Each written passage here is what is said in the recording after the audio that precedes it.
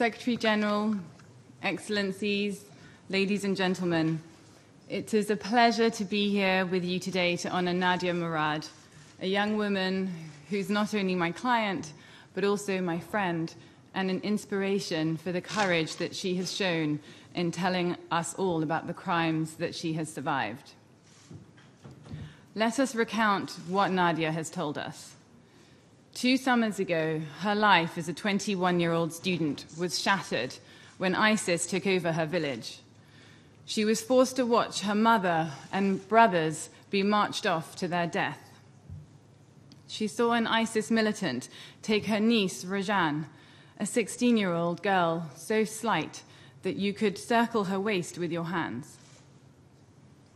Nadia herself was traded from one ISIS fighter to another. She was forced to pray, forced to dress up and put makeup on in preparation for rape. And one night, brutally abused by a group of men, 2 at a time, until she was unconscious. She has shown us the scars from cigarette burns and beatings, and she has told us that throughout her ordeal, ISIS soldiers would call her a dirty unbeliever and brag about conquering Yazidi women and wiping their religion from the face of the earth. Nadia was one of 6,700 Yazidis taken by ISIS 2 summers ago to be sold in markets and on Facebook, sometimes for as little as $20. Nadia's mother was one of 80 older women who were executed and buried in an unmarked grave. Her brothers, part of a group of 600 who were murdered in a single day. Make no mistake, what Nadia has told us about is genocide. And genocide doesn't happen by accident. You have to plan it. Before the genocide began 2 years ago, the ISIS Research and Fatwa Department studied the Yazidis and concluded that, as a Kurdish-speaking group that did not have a holy book, they were non-believers whose enslavement was a, quote, firmly established aspect of the Sharia. This is why, according to ISIS's warped morality, only Yazidis, unlike other minority groups, can be systematically raped. What followed was a bureaucracy of evil on an industrial scale. ISIS even released a pamphlet entitled Questions and Answers on Taking Captives and Slaves to provide more guidelines. Question 19. Is it permissible to beat a female slave? Answer. It is permissible to beat the female slave as a form of discipline. Question 13. Is it permissible to have intercourse with a female slave who has not reached puberty?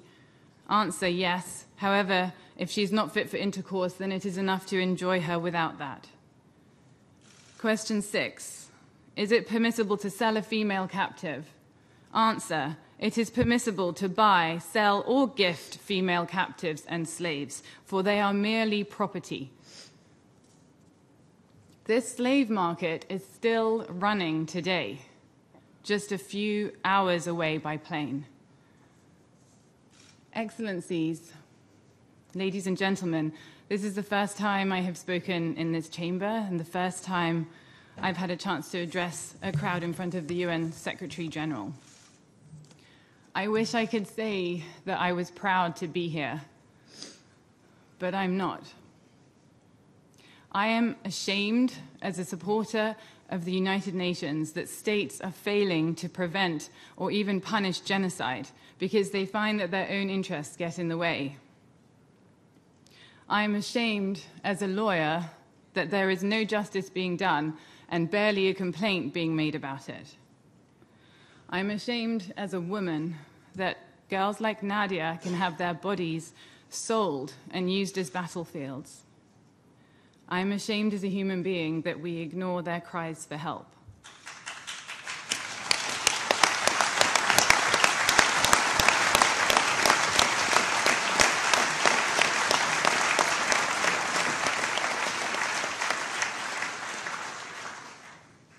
We know that what we have before us is genocide. and we know that it's still ongoing. We know exactly who the perpetrators are. They brag, ISIS brags about its crimes online. We know that these perpetrators have no political support from any of the powerful states. And there is no one more blameless than a young Yazidi girl who has lost everything and who today comes before you and asks for your help.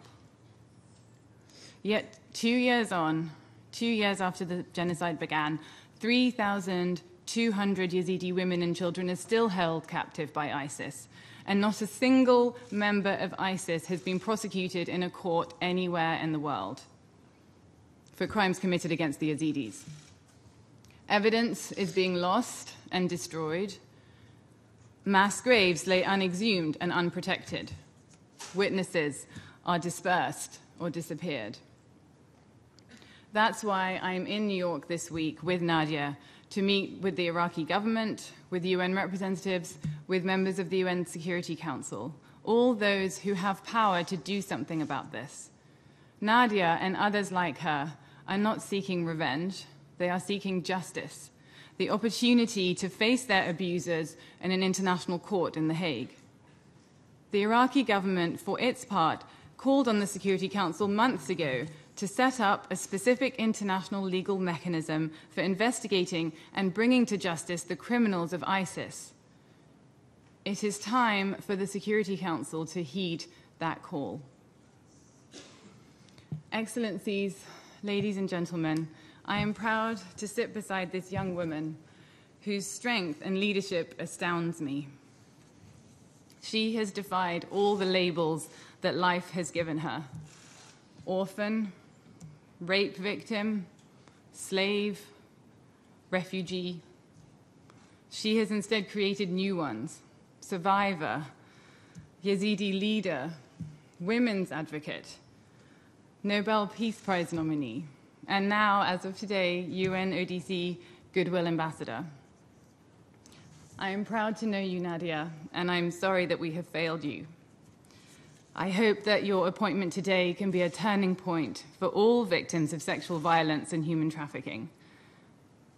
And to those who thought that by their acts they could destroy you, let them know this: Nadia Murad's spirit is not broken, and her voice will not be silenced. Because as of today, Nadia is a United Nations ambassador who will speak for survivors all over the world. Thank you.